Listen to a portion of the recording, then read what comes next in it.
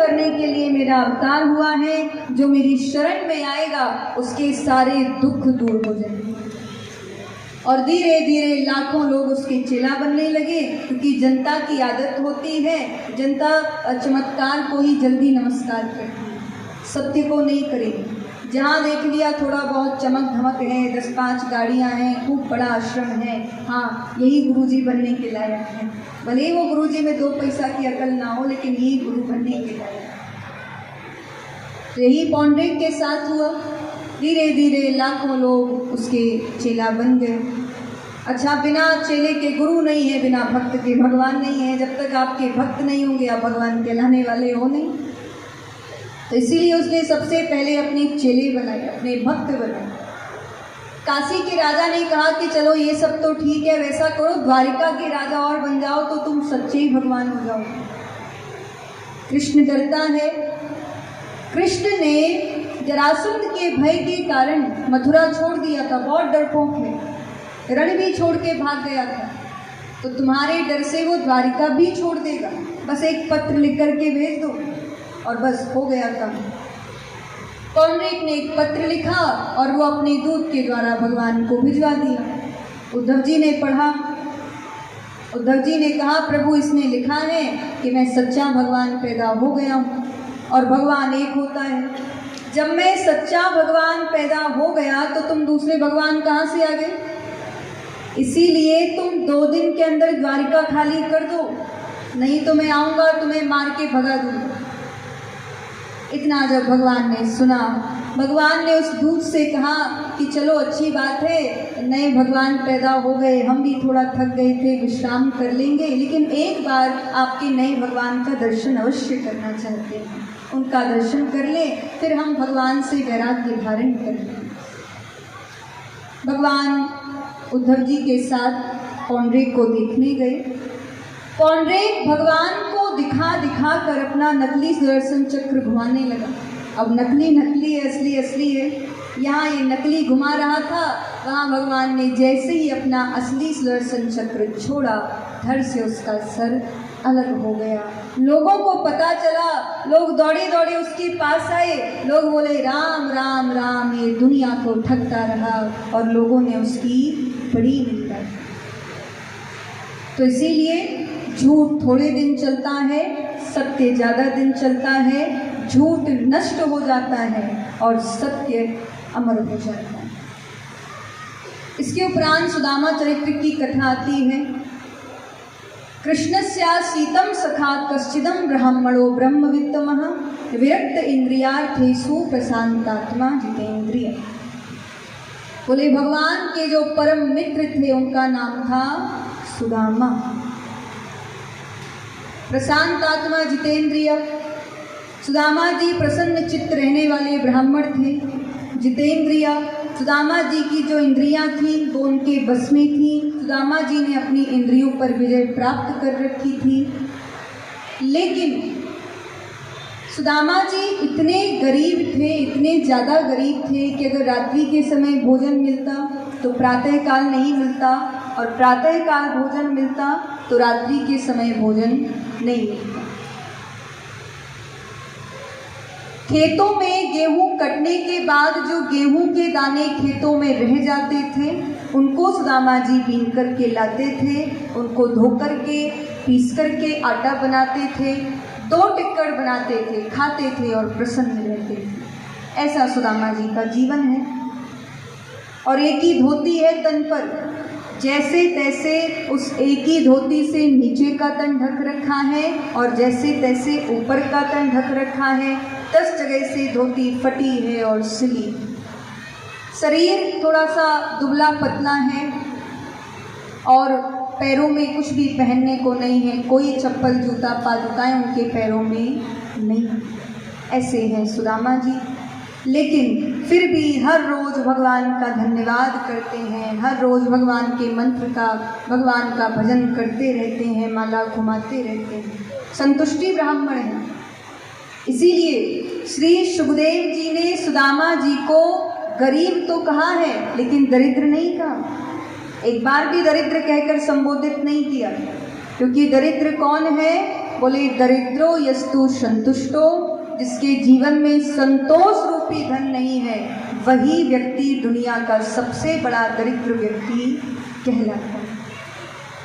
जिसके जीवन में संतोष है वो भले ही फुटपाथ पर रहता हो, आप उसको गरीब कह सकते हो लेकिन दरिद्र नहीं कह सकते। तो ऐसा सुदामा जी का जीवन है।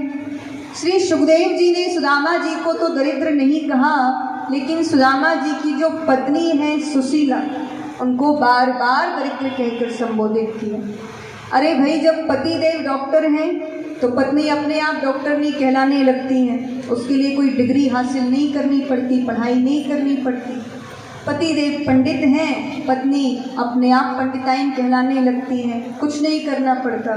तो जब सुदामा जी दरिद्र नहीं हैं तो फिर सुशीला कैसे दरिद्र हो गई? तो यहाँ पर सुखदेव जी लिखते हैं दरिद्र सीध मानसा, बोले सुशीला जी अच्छी महिला हैं, अच्छी माँ है, अच्छी पत्नी है, सब कुछ है, लेकिन संतोष नहीं है जीवन में। धन की चिंता लगी रहती है, बच्चों की चिंता लगी रहती है, मेरे जाने के बाद क्या होगा, या फिर भविष्य में बच्चों का क्या होगा, कैसे पढ़ेंगे लिखेंगे, आदि चिंताएं लगी रहती हैं। इसीलिए सुशीला जी को दरिद्र कहा है। भगवान को पता चला मैं इतना बड़ा राजा, मेरा मित्र इतना गरीब। ऐसा सोचकर के भगवान भिखारी का भेष बना करके सुदामा जी के घर पहुँचे। सुदामा जी थे नहीं, सुदामा जी की पत्नी थी। भगवान बोले देवी भिक्षा लाओ। अब सुदामा की पत्नी बोली महाराज हमारे यहाँ तो कुछ है ही नहीं। वो भिखारी होता तो भाग जाता, लेकिन वो तो भगवान थे। भगवान बोले अरे मैंने सुना है तुम्हारे पति के बचपन के मित्र हैं द्वारिकाधीश श्री कृष्ण, और वहाँ जो जाता है उसके सारे दुख दूर हो जाते हैं, तो क्या आप उन्हें द्वारिका नहीं भेजती? इतना कहकर भगवान वहाँ से चले। देखिए ईश्वर सिर्फ मार्ग दिखा सकता है, संकेत दे सकता है, अब चलना नहीं चलना वो हमारी मर्जी। बता के चले गए भगवान के, भेज दो मेरे पास, हो जाएगा फिर। सुदामा जी आए, सुशीला जी बैठी हुई हैं। सुदामा जी की महानता देखिए कि आज तक अपनी पत्नी तक को नहीं बताया कि श्री कृष्ण तीनों लोगों के स्वामी, उनके बचपन के सखा हैं, बचपन के मित्र हैं। और हम लोगों की कैसी आदत है, गलती से भी किसी नेता अभिनेता के साथ फ़ोटो खिंचवा ली, भले वो फ़ोटो ज़बरदस्ती धक्के मार के खिंचवाई, लेकिन दुनिया भर में दिखावा करते घूमेंगे, देखो मैं उस नेता से मिला हूँ, अरे उस तक मेरी पहुँच है, संबंध है मेरे बहुत अच्छे, एक साथ बैठ के हम लोग बालभोग करते हैं, जलपान करते हैं, इतने अच्छे संबंध हैं। भले ही वो जानता ना हो तुम्हें कुछ, लेकिन दिखावा तो करना है। नया फ़ोन ले लिया तो दिखावा करना है, नई गाड़ी ले ली तो दिखावा करना है, नई मोटरसाइकिल ले ली तो अरे काहे का दिखावा? जिसने दिया है वो छीन भी सकता है, वो मोटरसाइकिल साइकिल भी बन सकती है, साइकिल एक पहिया भी बन सकती है, इसलिए दिखावा मत करो। तो इसीलिए सुदामा जी ने अपनी पत्नी को भी नहीं बताया कि श्री कृष्ण उनके बचपन के मित्र हैं। सुशीला जी ने पूछा कि स्वामी आज तक आपने हमें बताया नहीं कि श्री कृष्ण आपके बचपन के सखा हैं।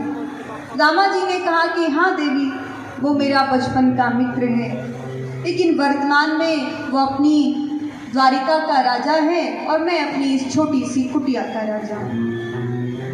सुशीला जी ने कहा कि वो तो सब ठीक है, पर क्या आपको उनसे मिलने की इच्छा नहीं होती? होती है, क्यों नहीं होती? लेकिन देवी जब ज़्यादा मिलने की इच्छा होती है तो मैं तो आंख बंद करके मिल जाता हूँ। रामा की पत्नी बोली महाराज हो गया कल्याण, अरे शरीर से जाते तो कुछ लाभ होता, अब तुम आंख बंद करके मिल जाते, उससे हमें क्या लाभ?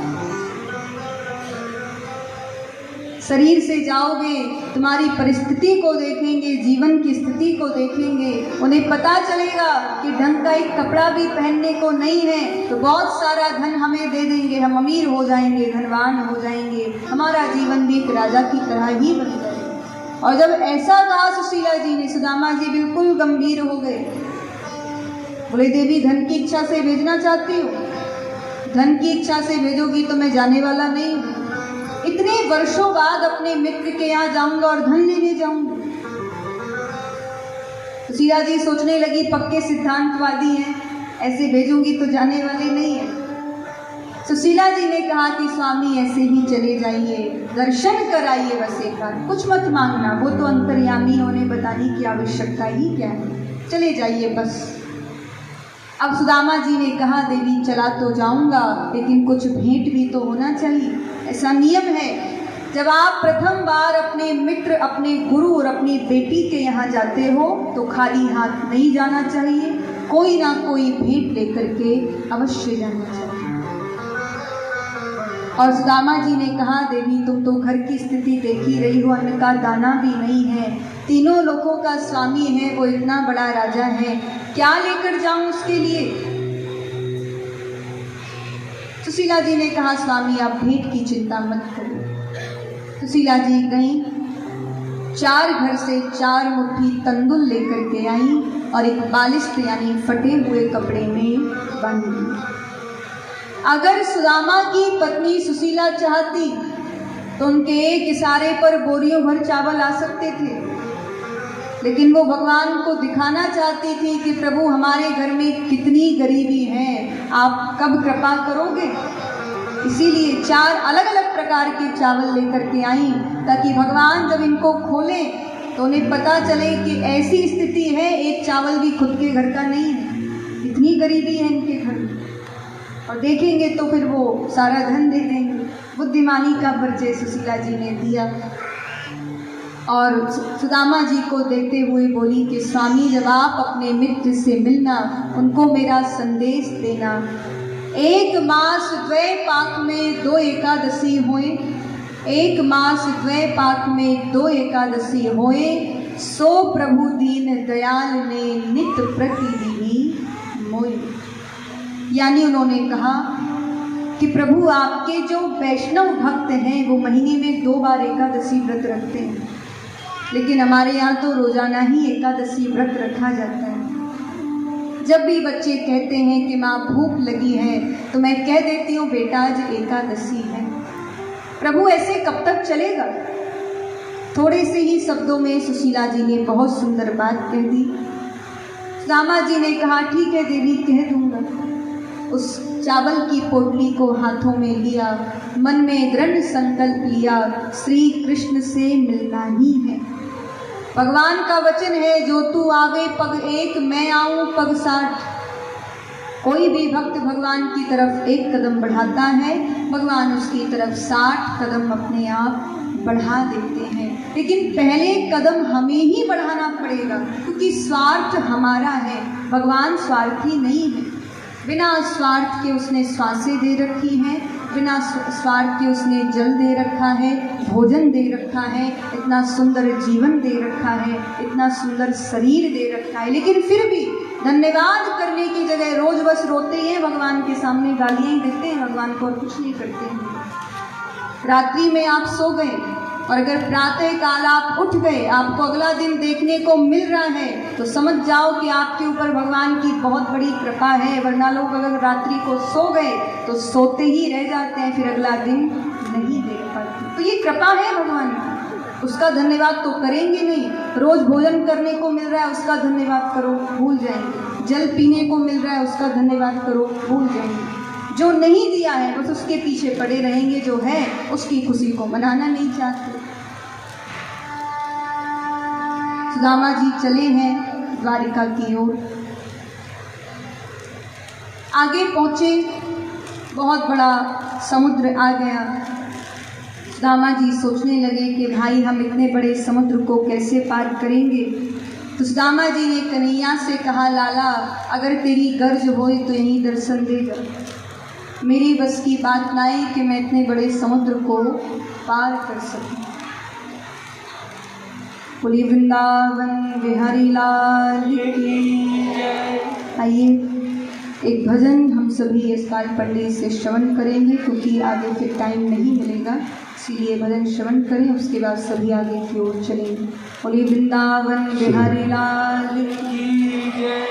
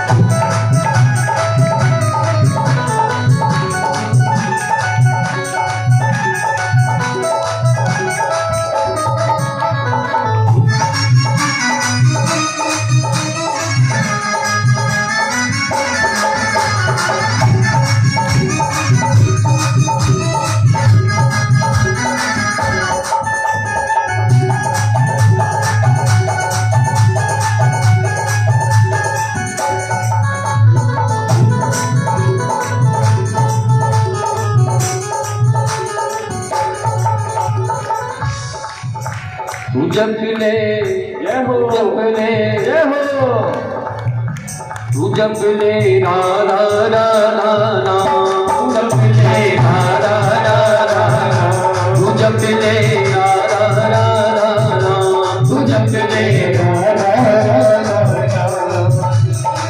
मिले परम पदे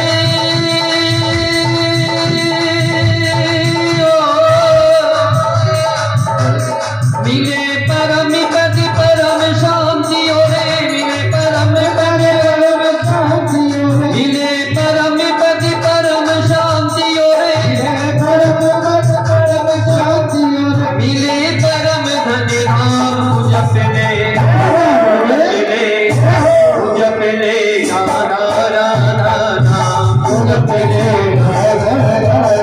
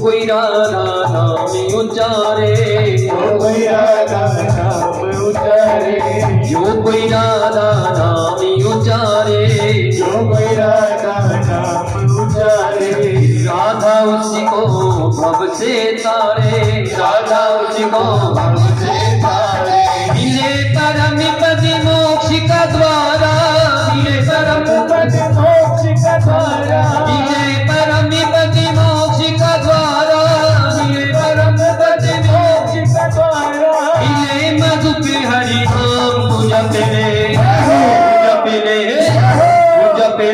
राधा राधा नाम तू जप ले राधा राधा नाम ओ राधा राधा राधा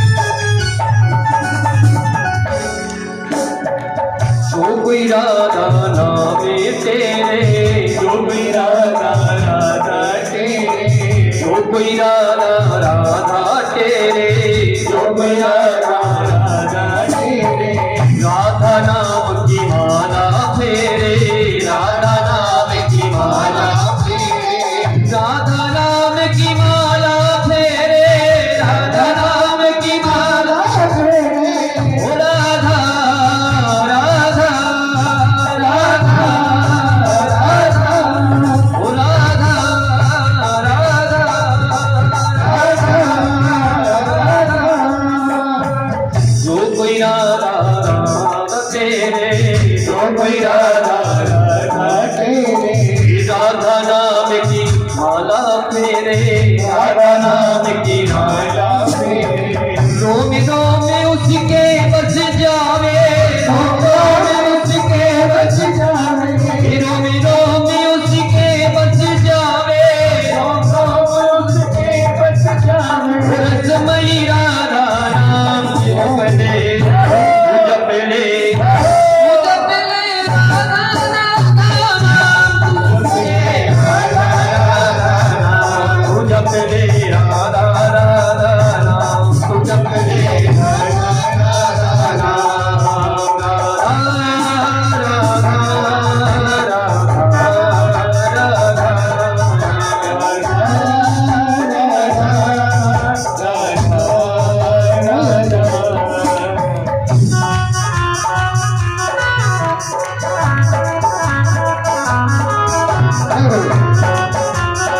श्री राधा रानी सरकार की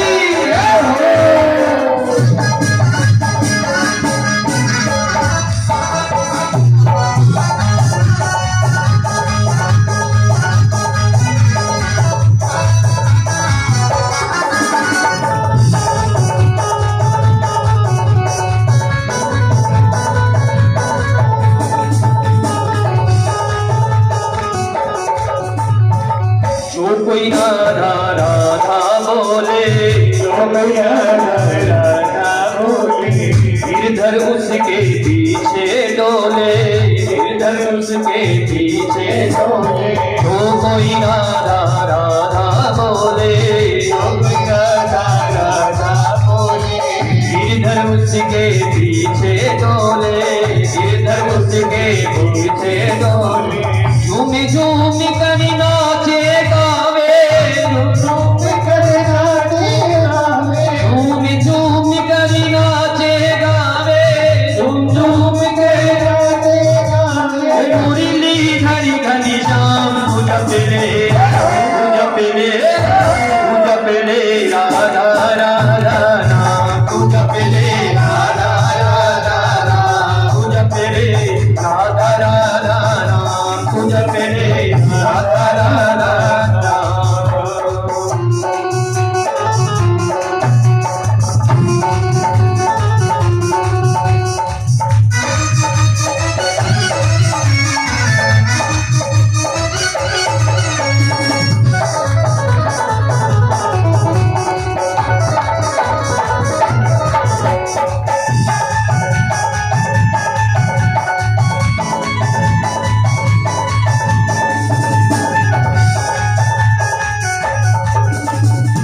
जो कोई राधा राधा गावे जो कोई राधा गावे अंत समय यम फांसी न आवे अंत समय यम फांसी न आवे जो कोई राधा राधा गावे जो कोई राधा राधा गावे अंत समय यम फांसी न आवे अंत समय यम फांसी न आवे टल जाए हरी मुश्किल उसकी चल जाए अरे मुश्किल उसकी टल जाए हरी मुश्किल उसकी चल जाए अरे मुश्किल उसकी बन जावे सब काम जपले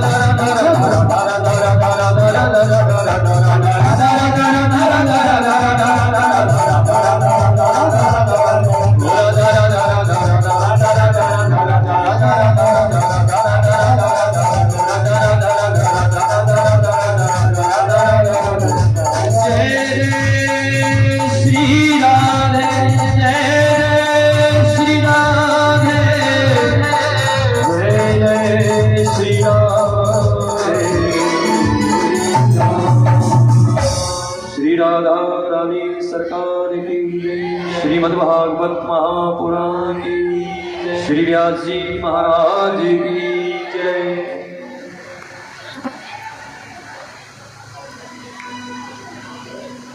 बोले वृंदावन बिहारी लाल की जय। श्री सुदामा जी समुद्र किनारे बैठे हुए हैं। भगवान को पता चला। भगवान सोचने लगे मेरा मित्र मुझसे मिलने आ रहा है और ये समुद्र पार नहीं कर सकता। तो भगवान ने केवट का भेष बनाया और भगवान समुद्र किनारे पहुंचे हैं। भगवान ने कहा कि भाई कोई पार चलने वाला है। तो सुदामा जी ने कहा कि चलेंगे तो सही पर पार कर दोगे। अब भगवान ने कहा कि हमारा तो धंधा ही पार करने का है, बैठो। सुदामा जी बैठने लगे। तो भगवान बोले पंडित जी कुछ पैसे में से हैं कि ऐसे ही बैठ रहे हो। तो सुदामा जी बोले भैया हम पैसे छूते नहीं हैं और तुम बिना पैसों के पार नहीं करोगे, इसलिए रहने दो।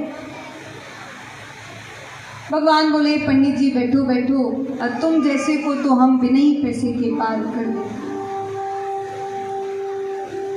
सुदामा जी बैठ गए, भगवान लेकर के चलने लगे। थोड़ा सा आगे पहुंचे, भगवान ने सुदामा जी से पूछा पंडित जी आप ये बताइए कि आप ये इतना बड़ा समुद्र पार करके कहाँ जा रहे हैं। सुदामा जी ने कहा कि मेरे बचपन के मित्र हैं द्वारिकाधीश श्री कृष्ण, मैं उन्हीं से मिलने जा रहा हूँ। तो भगवान बोले चलो चलो, तन पहनाए लगता और चल पड़े कलकत्ता। तुम्हारे मित्र और द्वारिकाधीश श्री कृष्ण, कोई मिलान है तुम्हारा और द्वारिकाधीश श्री कृष्ण का? कहाँ महाराज द्वारिकाधीश श्री कृष्ण और कहाँ आप जैसा गरीब ब्राह्मण। तब सुदामा जी कहते हैं कि भैया हमारो कन्हैया जीव के शरीर को नाए देखे, जीव के कपड़न को नाए देखे, हमारो कन्हैया तो जीव के भाव और बाके हृदय को ही देखे। ऐसी बातें करते करते समुद्र पार हो गए। समुद्र पार हुए उसके बाद सुदामा जी ने भगवान से पूछा कि भैया केवट आप ये बताइए हम यहाँ से द्वारका कितने दिन में पहुँच पाएंगे।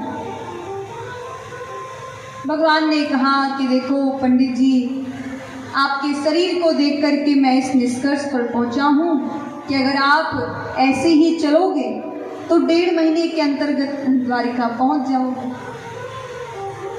सुदामा जी ने कन्हैया से कहा लाला अब मुँह पे इतनी चलने की शक्ति है नाए, तेरी गर्ज होए तो ही दर्शन दे। और फिर सो गए सुदामा जी। लेकिन इस बार भगवान ने देवी को आदेश दिया। देवी ने सुदामा को सोते सोते द्वारिका छोड़ दिया।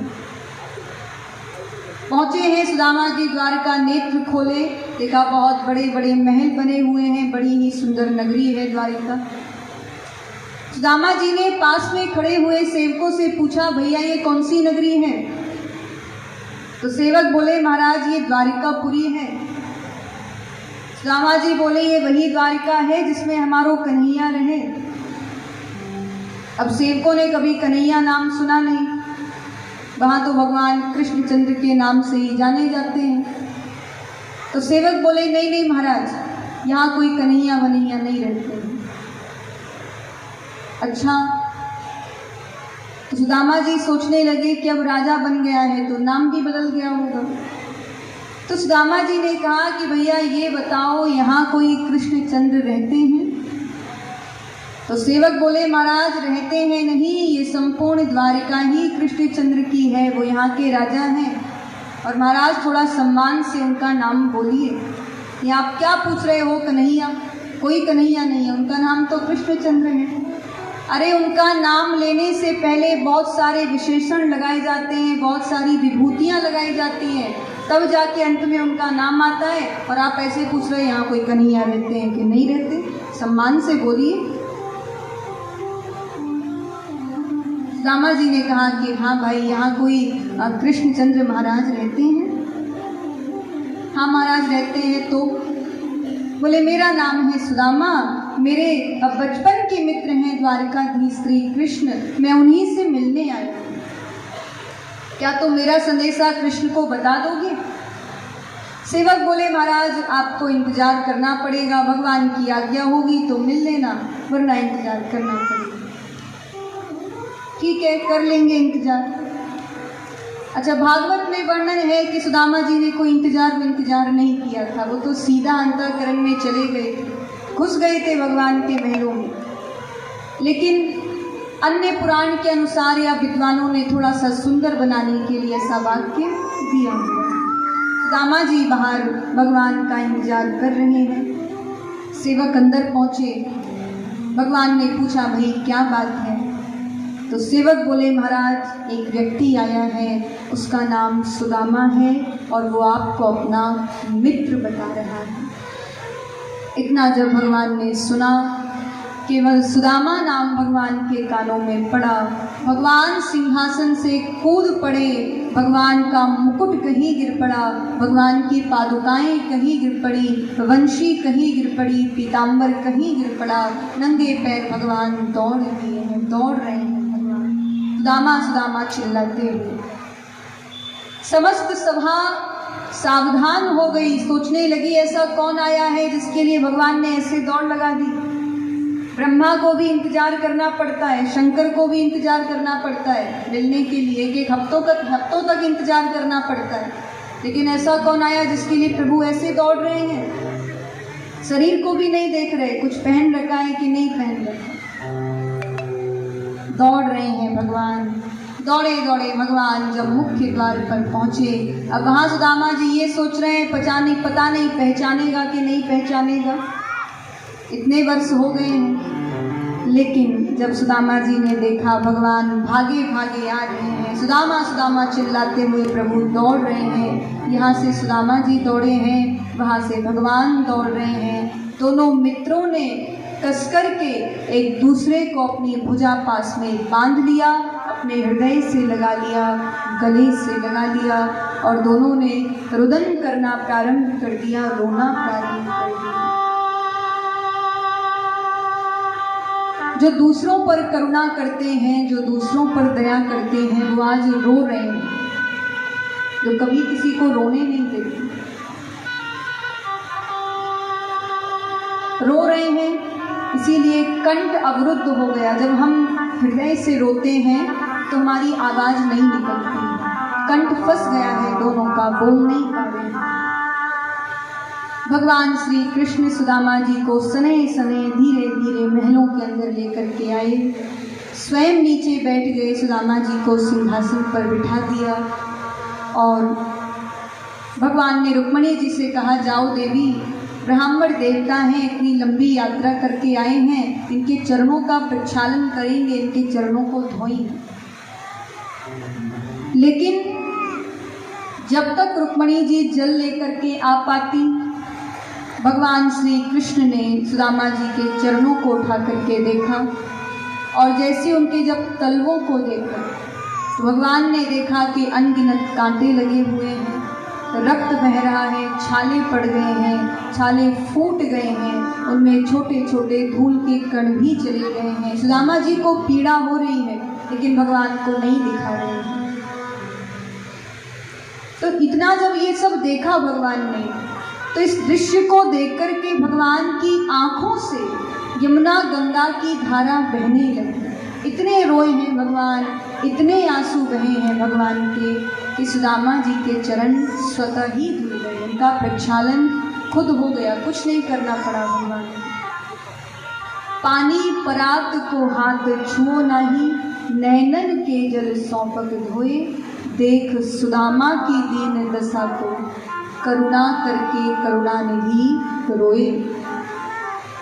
किसी पात्र का उपयोग नहीं किया भगवान ने, किसी जल का भी उपयोग नहीं किया, अपने हाथों से धोया है, अपने नेत्रों के अश्रुओं से भगवान ने धोया है सुदामा जी के चरणों को।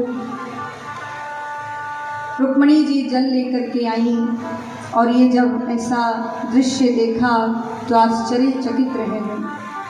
सोचने लगी कि देखो, जिस ब्रह्म की झलक मात्र पाने के लिए, जिस ब्रह्म की चरणों की रज मात्र पाने के लिए बड़े बड़े ऋषि मुनि करोड़ों वर्षों तक तप करते हैं, तब भी जाके कुछ नहीं मिल पाता, कुछ हासिल ही नहीं होता। लेकिन यहाँ पर इस सुदामा को देखो, इसने ऐसा कौन सा पुण्य किया है कि लक्ष्मीपति भी इसके चरणों को धो रहा है। इसके उपरांत भगवान ने सुदामा जी को स्नान करवाया, उनके वस्त्र बदलवाए और उसके बाद जब विश्राम कर लिया सुदामा जी ने, तब भगवान ने अपनी पत्नियों से कहा, देवियों सुदामा जी को प्रणाम करो। अब रुक्मणी आई, बोली महाराज प्रणाम करती हूँ। सुदामा जी बोले, देवी चिर सौभाग्यवती भव। जामवती आई, बोली महाराज प्रणाम करती हूँ। सुदामा जी बोले, पुत्रमती भव। सत्यभामा आई, बोली महाराज प्रणाम करती हूँ। सुदामा जी बोले, आयुष्मती भव। अब ऐसे ही करते करते करीब 500 पत्नियां निकल गई। तो सुदामा जी ने कन्हैया से पूछा कि लाला अभी टोटल कितनी है? तो भगवान ने कहा, गिनती सुनोगे तो घबरा जाओगे, तुम तो आशीर्वाद देते जाओ, गिनो मत, केवल आशीर्वाद दो। सुदामा जी बोले, कन्हैया हमारो ये हाथ दर्द करने लगो, अगर तू कहे तो मैं बाएं हाथ से आशीर्वाद दे दूं। भगवान बोले, जिससे इच्छा हो देते जाओ। सुदामा जी बाएं हाथ से आशीर्वाद देने लगे। सुदामा जी का बायां हाथ भी दर्द करने लगा। अब सुदामा जी गर्दन से आशीर्वाद देने लगे, गर्दन भी दर्द करने लगी। सुदामा जी भगवान की पत्नियां ही इतनी हैं। अंत में सुदामा जी ने कन्हैया से कहा कि लाला अब तू बता दे टोटल कितनी है। भगवान बोले, टोटल 16,108। सुदामा जी ने कहा कि बाप रे बाप, तूने इतनी सारी काय को इकट्ठी कर रखी, अब मुझे अलग अलग आशीर्वाद देने की हिम्मत ना है, तो इकट्ठी बिठा दे, मैं इकट्ठी सबन को आशीर्वाद दे दूँ। भगवान की समस्त पत्नियां एकत्रित होकर के बैठ गई। सुदामा जी ने सबको एक साथ आशीर्वाद दे दिया, बोले चिर सौभाग्यवती भव। आशीर्वाद देने के उपरांत सुदामा जी ने भोजन किया। भोजन करते समय भगवान ने सुदामा जी से पूछा कि भैया ये बताइए, जब आप पढ़ने के बाद घर चले तो आपकी शादी हुई कि नहीं? अब सुदामा जी ने कहा कि मेरी इच्छा तो थी नहीं, लेकिन सभी घर के पीछे पड़े थे और मेरी शादी करा दी। भगवान ने कहा कि तूने शादी करा ली तो एक निमंत्रण नहीं दे सका? सुदामा जी बोले, चल चल बड़ी बातें बना दी। जब मैंने एक शादी करा ली, बाकी तू शिकायत करे, और तूने ये 16,108 शादी करा ली, तो तूने मुझे निमंत्रण कब दिए? भगवान बोले, तुम्हारी हुई होगी तो पक्की हुई होगी, फिर तिलक हुआ होगा, फिर बारात गई होगी, लेकिन हमारी तो आध घंटा पहले कोई विचार ही नहीं, आध घंटा बाद घर में बहू आकर बैठ गई। सुदामा जी बोले, सब ऐसी ही आई? भगवान बोले, नहीं नहीं, बाद में विधि विधान से हो। अब भगवान सुदामा जी से पूछ रहे हैं, भैया ये बताइए, जब आप हमसे मिलने चले तो भाभी ने हमारे लिए क्या भेजा? कुछ तो भेजा होगा, इतने वर्षों बाद आए हो। अब सुदामा जी घबराने लगे, संकोच करने लगे कि अगर मैं इस फटे हुए कपड़े में चावल दिखाऊंगा तो ये कन्हैया की बड़े बड़े घर की पत्नियां देखेंगी तो कन्हैया की बदनामी हो जाएगी। सच्चे मित्र की सबसे बड़ी पहचान यही होती है कि आपका जो सच्चा मित्र होगा वो कभी नहीं चाहेगा कि मेरे कारण मेरे मित्र की समाज में थोड़ी सी भी बदनामी हो, थोड़ा सा भी अपमान हो, थोड़ी भी बेइज्जती हो। और जो आपका मित्र नहीं है वो क्षण क्षण में आपका अपमान करेगा लोगों के बीच में। तो सुदामा जी सोचने लगे कि कहीं कन्हैया का अपमान ना हो। ये सबके सामने ये पोटली खोलेगा, 4 प्रकार के तंदुर इसमें सबको दिखेंगे, तो सारी जो रानियां हैं इसकी बड़ी बड़ी, वो क्या सोचेंगी? एक तो इतने वर्षों बाद मिलने आए, ऊपर से क्या लेकर के आए? बोले चावल लेकर के आए। अब वो भी खुद के घर के नहीं है, अलग अलग चावल हैं, कैसे मित्र हैं। इसीलिए सुदामा जी छिपाने लगे। भगवान बोले, भैया जो कुछ लाए हो प्रेम से दे दो, तुम तो मेरा स्वभाव जानते ही हो, पत्रम पुष्पम फलम तोयम यो मे भक्तया प्रयच्छति। लेकिन फिर भी सुदामा ने नहीं दिया।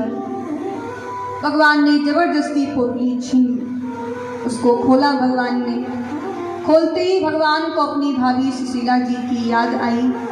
भगवान ने मन ही मन में विश्वकर्मा को आदेश दे दिया, बोले जाओ एक सुंदर सुदामापुरी की रचना कर डालो। भगवान ने एक मुट्ठी भरी और संकल्प किया कि स्वर्ग के राजा को जो सुख होता है उसका दान मैं सुदामा को करता हूँ। दूसरी मुट्ठी भरी और संकल्प किया कि ब्रह्मलोक का जो सुख होता है उसका दान भी मैं सुदामा को करता हूँ। लेकिन जैसे ही तीसरी मुट्ठी भरने लगे तो रुक्मणी ने हाथ पकड़ लिया, बोली महाराज सबराई दे दोगे, अपने घर में भी कुछ रहना चाहिए। भगवान ने कहा ठीक है देवी, अगर तुम कहती हो तो मैं नहीं देता हूँ। भगवान ने 2 लोक की संपत्ति सुदामा जी को दे दी, लेकिन किसी को ये पता नहीं चला कि भगवान ने सुदामा को क्या दिया।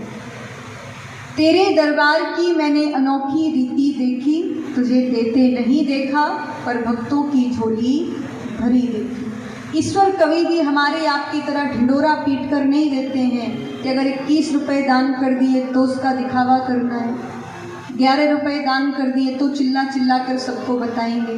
दान जितना गुप्त करोगे उतना ही ज़्यादा फल उसका प्राप्त होता है। बाकी दाता एक राम, भिखारी सारी दुनिया, देने वाला तो भगवान ही है। सुदामा जी एक रात्रि द्वारिका में रहे। प्रातः काल का समय हुआ, सुदामा जी ने अपने घर के लिए प्रस्थान किया।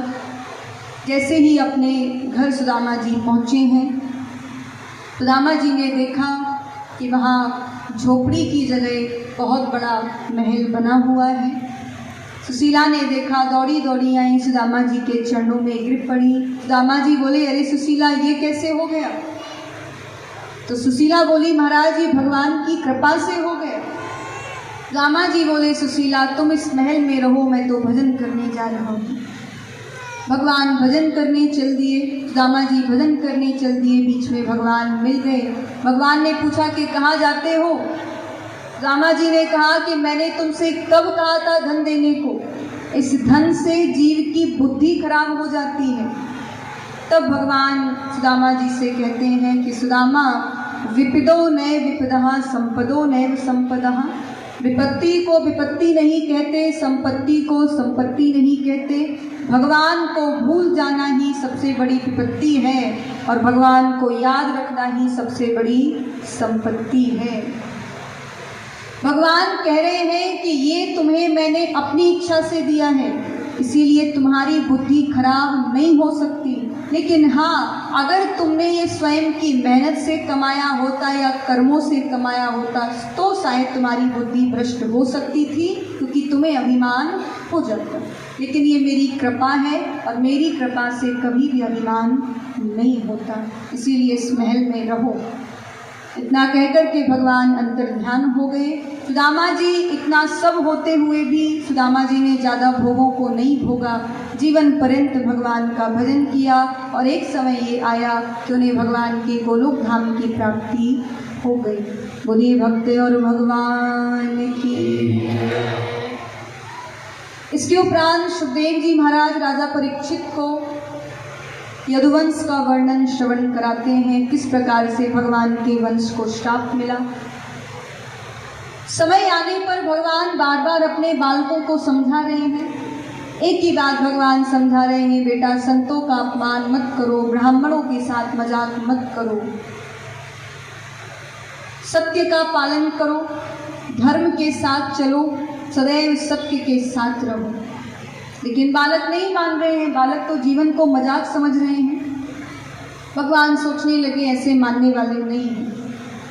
तो भगवान ने 7 ऋषियों से प्रार्थना की, जो सप्तऋषि मंडल है, भगवान ने उनसे प्रार्थना की।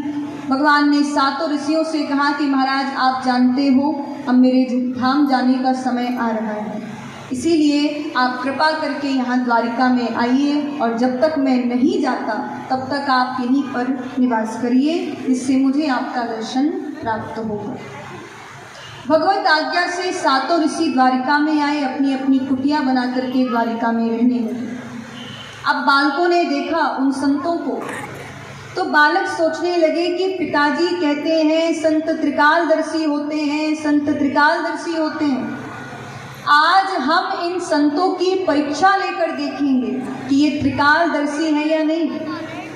और सभी बालक संतों की परीक्षा लेने लगे। इसीलिए लिखा है, जाको प्रभु दारुण दुख देहि, जाको प्रभु दारुण दुख देहि, जाको हरि दारुण दुख देहि, जाको प्रभु दारुण दुख देहि, आकी मति पहले हर ले, बाकी मति पहले हर ले, आहा बाकी मति पहले हर ले। जिस व्यक्ति के जीवन में ज़्यादा संकट आने वाला होता है या ज़्यादा बड़ी विपत्ति आने वाली होती है, तो भगवान उस व्यक्ति का जो विवेक है, जो मति है, उसको छीन लेते हैं, ताकि संकट के समय में ये चाहकर भी कुछ न कर पाए, ये बिल्कुल असहाय हो जाए, बिल्कुल हताश निराश हो जाए। क्योंकि पहले भगवान समझाते हैं, संकेत देते हैं, सुधर जाओ, लेकिन जब हम नहीं सुधरते तब भगवान विवेक को हमसे छीन लेते हैं, और विवेक जीवन से चला गया तो जीवन का विनाश निश्चित है। यही बालकों के साथ हो रहा है, मति भ्रष्ट हो गई है। बालकों ने जाम्बती के बेटा सांब को पेट में कपड़े बांधे, एक बढ़िया साड़ी पहनाई। जिस प्रकार से स्त्री 16 श्रृंगार करती है, उसी प्रकार से सांब का 16 श्रृंगार किया। उसको एक नव युवती की तरह, एक नई बहू की तरह सजाया। साथ ही साथ उनके पेट में बहुत सारे कपड़े बांध दिए, यानी एक गर्भवती स्त्री की तरह उनको सजाया। और इतना लंबा घूंघट डाल दिया, पैरों में पायल पहना दी, छम छम करते हुए महात्माओं के पास पहुँचे। अब संतों की आदत होती है, संत पूछने लगते हैं कि भाई ये कौन है। तो संतों ने पूछा कि बेटा ये कौन से नंबर की बहू है। बालक बोले अभी तो ये नई आई है और ये गर्भवती है, लेकिन ये आपसे पूछना चाहती है कि महाराज हमारे बेटा होगा या बेटी। आप तो त्रिकालदर्शी हैं, आप तो सब जानते हो। सभी महात्माओं ने ध्यान लगाया। अब कोई महात्मा आंख बंद कर रहा है, कोई नाक बंद कर रहा है, कोई कान बंद कर रहा है। अब जब कुछ है ही नहीं तो पता चलेगा कहाँ से, कुछ हो तभी तो पता चलेगा। अंत में महात्मा समझ गए, महात्माओं को क्रोध आ गया और कहा कि दुष्टों, तुम जाम्बती के बेटा सांब को पेट में कपड़े बांध कर लाए और पूछते क्या होगा। जाओ, इसके ऐसा मूसल होगा कि जो तुम्हारे सारे कुल का नाश कर देगा। और उसी समय संपूर्ण यदुवंश को श्राप मिल गया।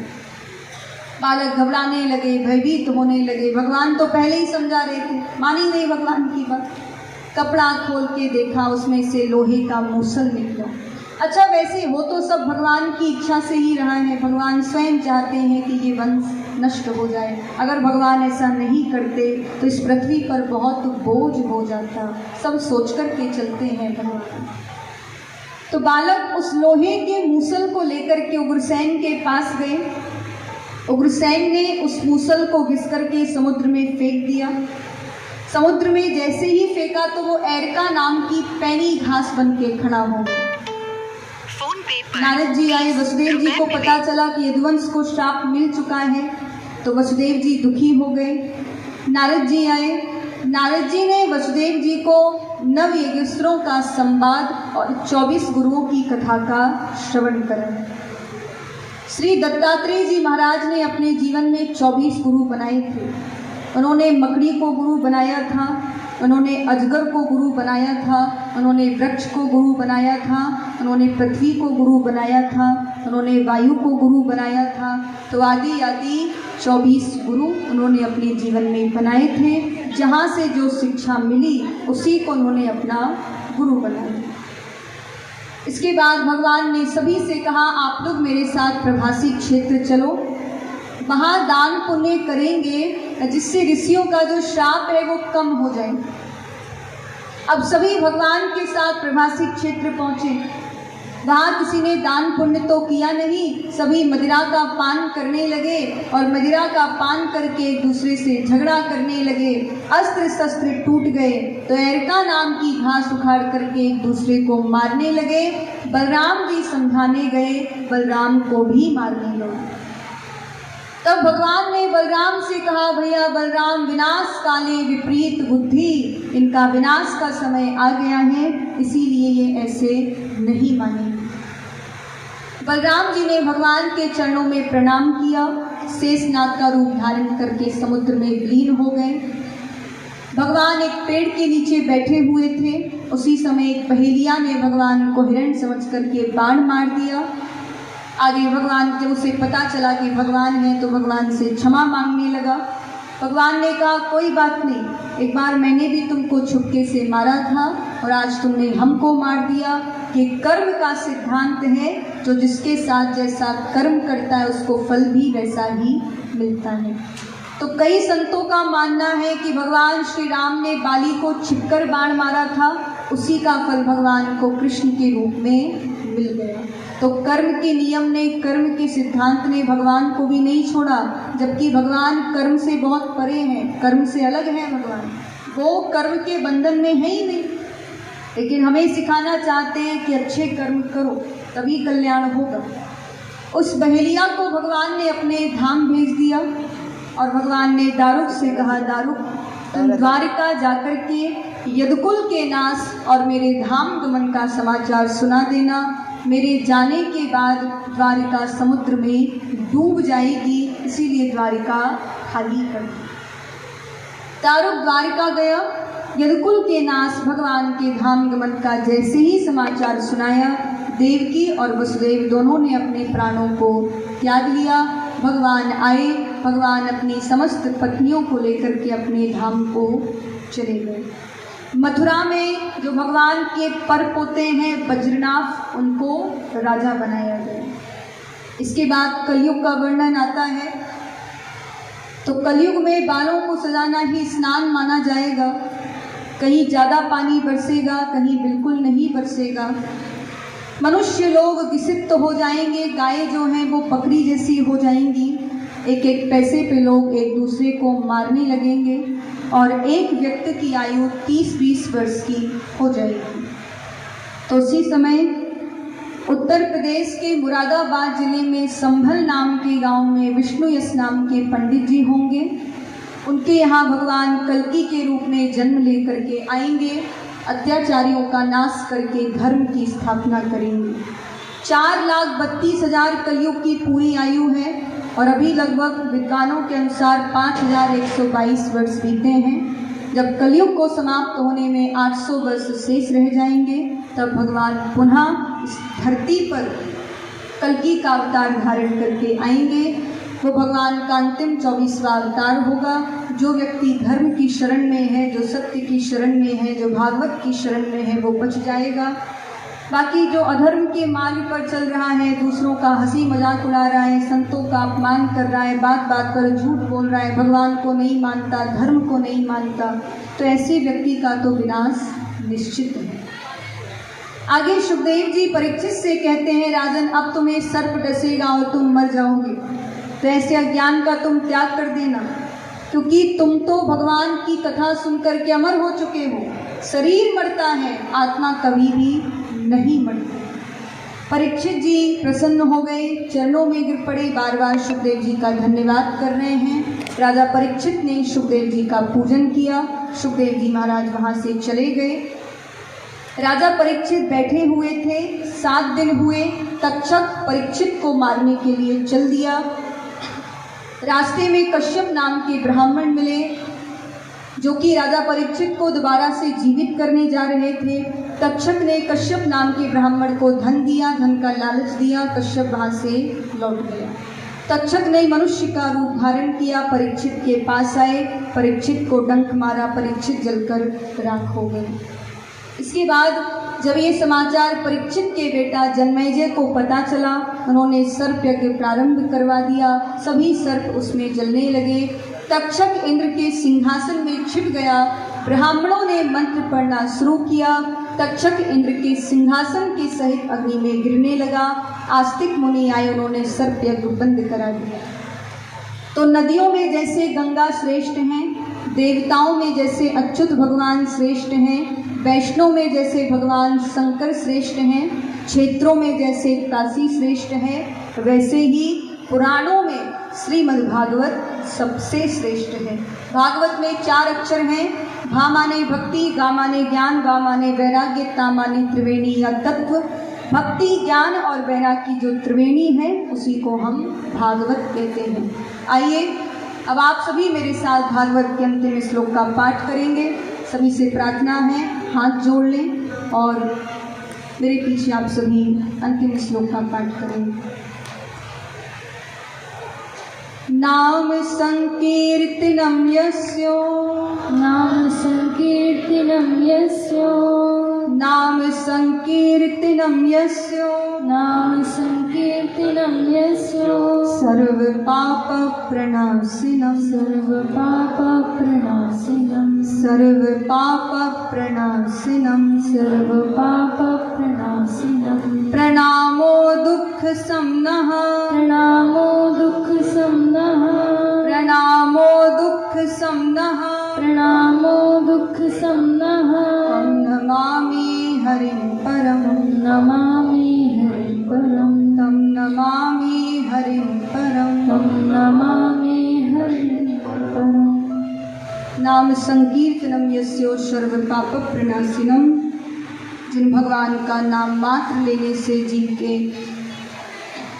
सारे पाप नष्ट हो जाते हैं, ऐसे कृष्ण के चरणों में हम सभी बार बार वंदन करते हैं, बार बार प्रणाम करते हैं।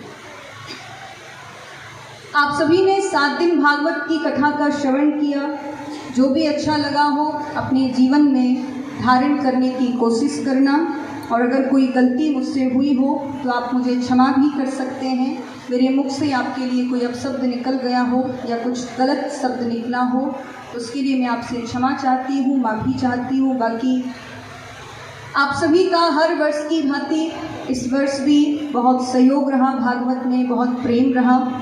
ज़्यादा से ज़्यादा संख्या में आप सभी आने का प्रयास करते हैं और पूरी कथा में बैठते भी। ऐसा नहीं है कि आके वापस चले जाएं। पूरी कथा आप सभी ने 7 दिन बड़े ही प्रेम से श्रवण की।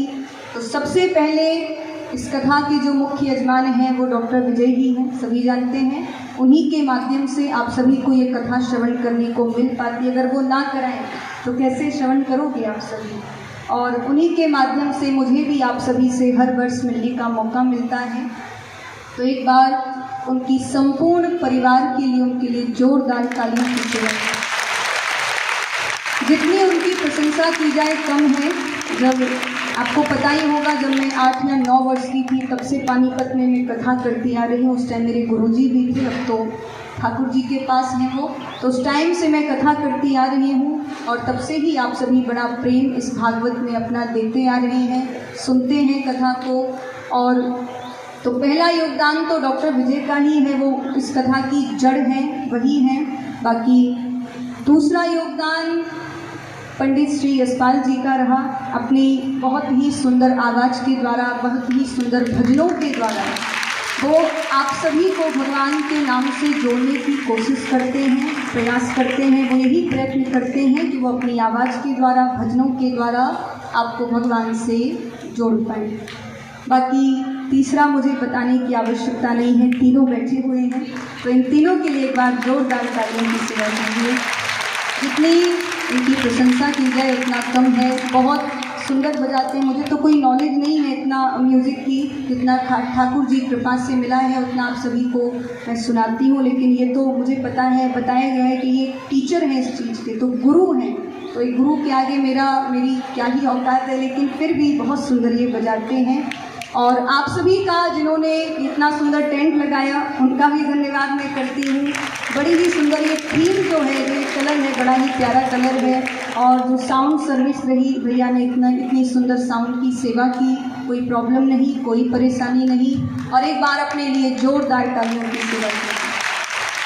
आप सभी भगवान के नाम से ऐसे ही जुड़े रहें, कथाएं कराते रहें, हमें बुलाते रहें, यही मेरी भागवत जी से, बिहारी जी से प्रार्थना है। आप सभी वृंदावन आते रहें, वैसे तो आते रहते हैं, मिलते रहते हैं आप सभी, लेकिन आइए, मिलिए, बिहारी जी के दर्शन कीजिए।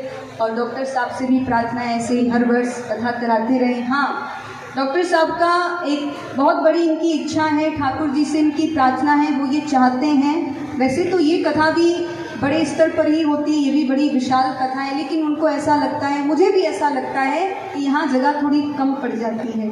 तो वो ये चाहते हैं कि वो इससे भी बड़ा ग्राउंड खरीदे, इससे भी बड़ा बहुत पार्क खरीदे, ताकि ज़्यादा से ज़्यादा संख्या में भक्त इस कथा को श्रवण कर सकें। तो आप सभी हो सके उनके लिए प्रार्थना करें, ताकि वो इस कथा को और भी विशाल तरीके से करा सकें। बड़ी इच्छा है उनकी, हर वर्ष मैं आती हूँ, हर वर्ष कहते हैं मीरा जी मेरी ऐसी इच्छा है, सामने वाला बेच ही नहीं रहा है, तो बिहारी जी उसकी बुद्धि को ऐसा करें, वो अपने आप ही बेच दे, ऐसी मेरी प्रार्थना है। आप सभी का बहुत बहुत धन्यवाद। जुड़े रहिए भगवान के नाम से। दोबारा मैं कहूँगी, अगर मुझसे कोई गलती हुई हो तो आप मुझे क्षमा भी कर सकते हो।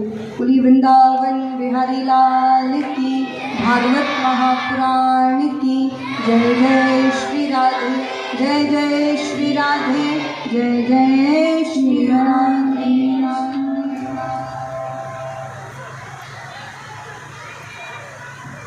श्री राधे, राधे श्याम, जय श्री राधे।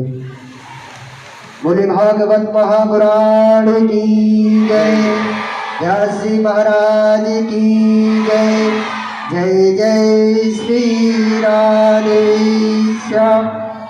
आइए, हमारे जो इस कथा के मुख्य यजमान श्रीमान विजय कुमार डॉक्टर साहब जी एवं उनकी धर्मपत्नी श्रीमती रेणु देवी जी आए, सह परिवार आए और भागवत जी का यहाँ पर पूजन करेंगे एवं व्यास जी का पूजन करेंगे और पूजन की थाली हाथ में ले लेंगे हमारे परीक्षित महाराज।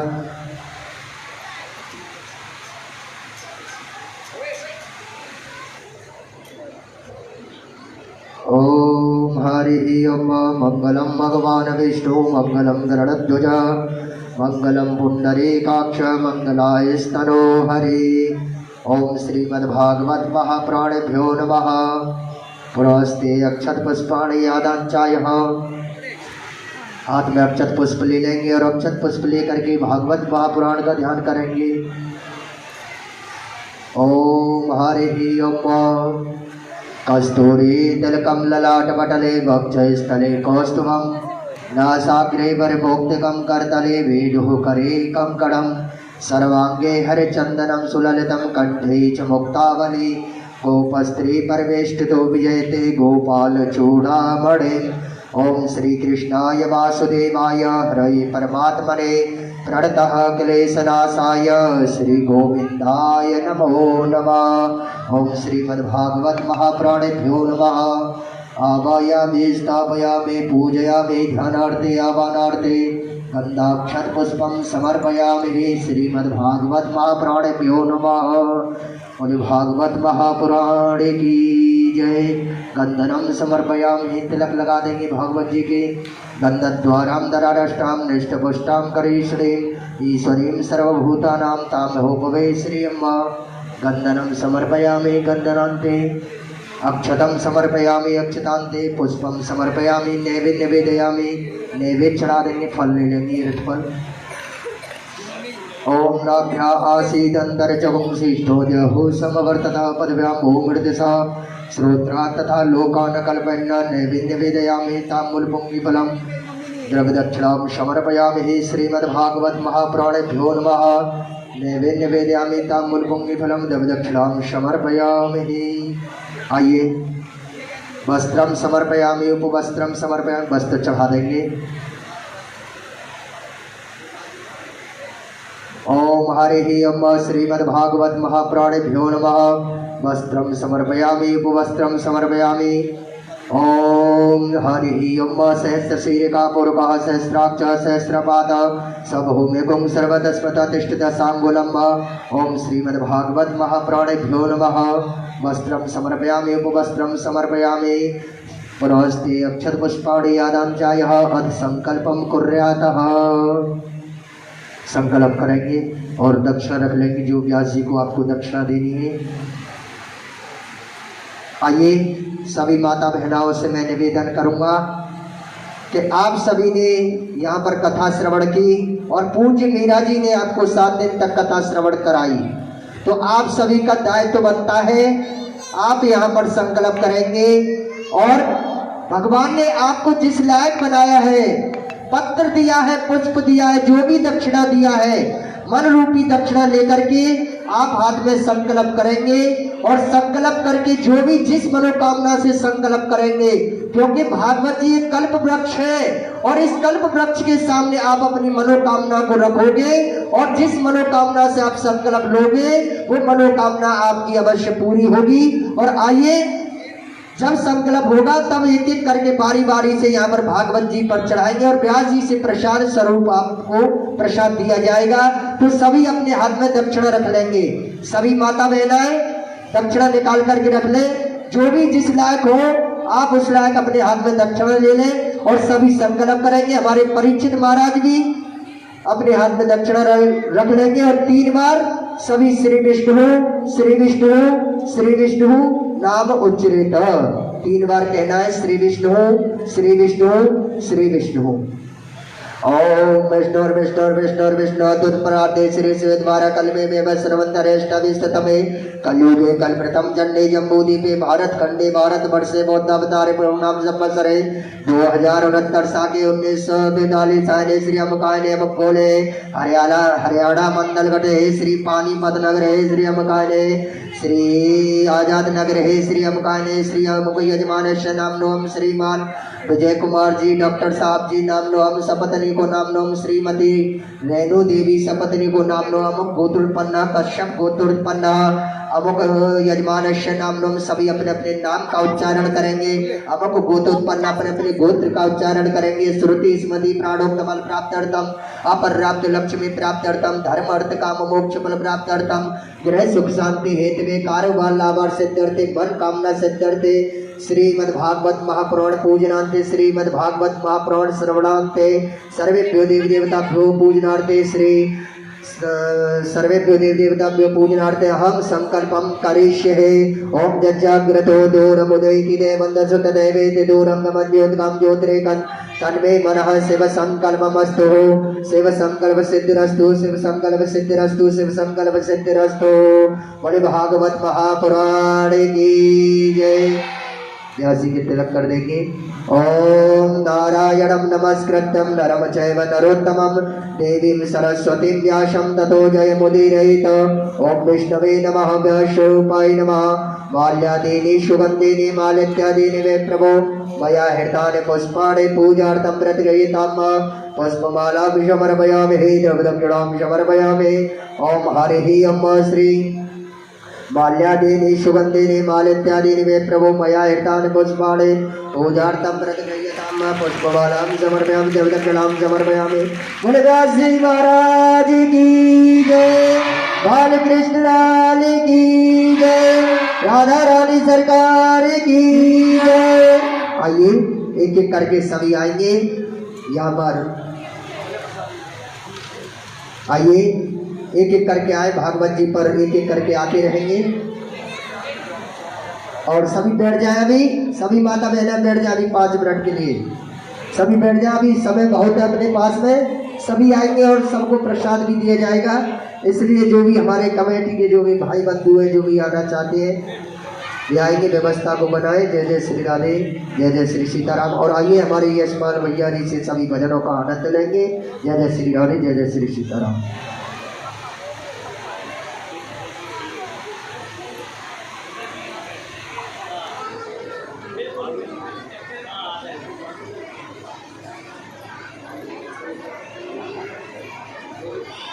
श्री राम।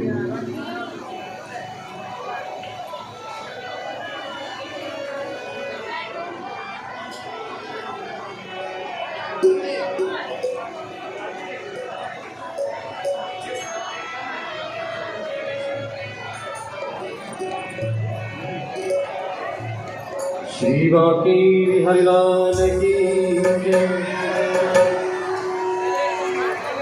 चलावे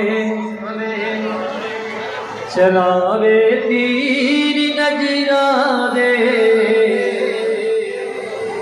जिगर तो पारी हो जावे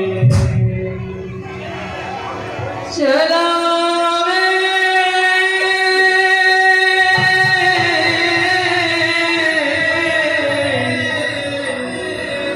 चलावे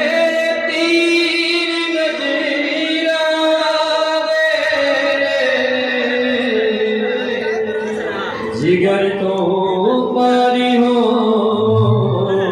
जावे। श्री बाके बिहारी लाल की जय हो।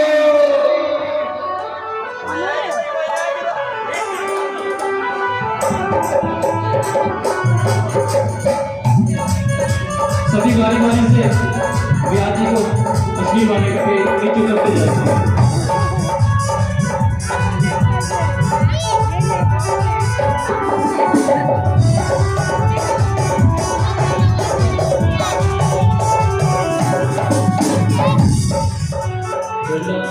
चलावे तीर नजरा दे जिगर तो आज हो जावे चलावे तीर नजरा दे जिगर तो पार हो जावे चलावे तीर नजरा दे दिना तो पार हो जावे चलावे तीर नजरा दे जिगर तो पार हो जावे चलो दी सांवरी मूरत मोहन लाल प्यारी हो